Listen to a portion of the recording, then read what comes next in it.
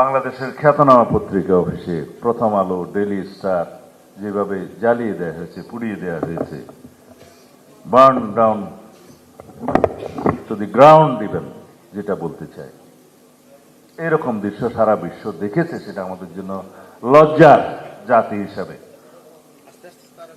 এটা কোনোভাবে আমরা শুধুমাত্র দুঃখ প্রকাশ করে, ক্ষমা প্রার্থনা করে সমাপ্ত করতে পারবো না। এখানে সরকারের দায়িত্ব ছিল সবচেয়ে বেশি,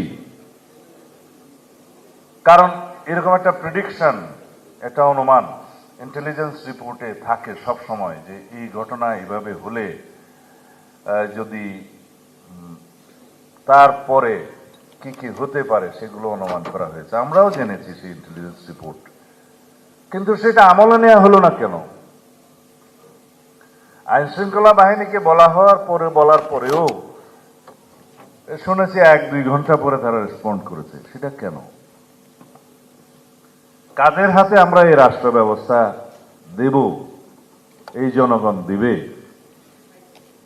তাদের নির্ধারণ করার জন্য যাদের দায়িত্ব, নিরপেক্ষ নির্বাচন করার জন্য যারা দায়িত্ব নিয়েছেন, তাদের এই জায়গায় ভূমিকাটা প্রশ্নবিদ্ধ।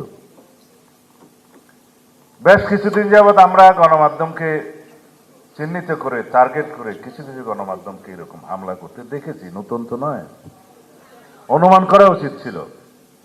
কিছু কিছু স্থাপনায়, কিছু কিছু ঠিকানায় যেভাবে মবক্রেসিকে এলাও করা হয়েছে, সেটাকে বলা যায় আমরা তো চেয়েছিলাম ডেমোক্রেসি, কিন্তু কেন হয়ে যাবে মবক্রেসি? তাকে কেন লালন করতে দেয়া হবে? এগুলো আমি সরকারের দুর্বলতাকেই ইঙ্গিত করছি। এগুলো আরো কঠোর হস্তে দমন করতে হবে।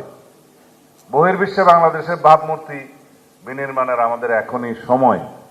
যদি আমরা আগের কালচারে ফেরত যাই, যেখানে স্বৈরশাসকরা, ফেসিস্টরা গণমাধ্যমকে স্বাধীনভাবে কাজ করতে দেয়নি, যেখানে আন্ডার প্রেসার মবক্রেসির মাধ্যমে একই দৃশ্য আমরা আর দেখতে চাই না।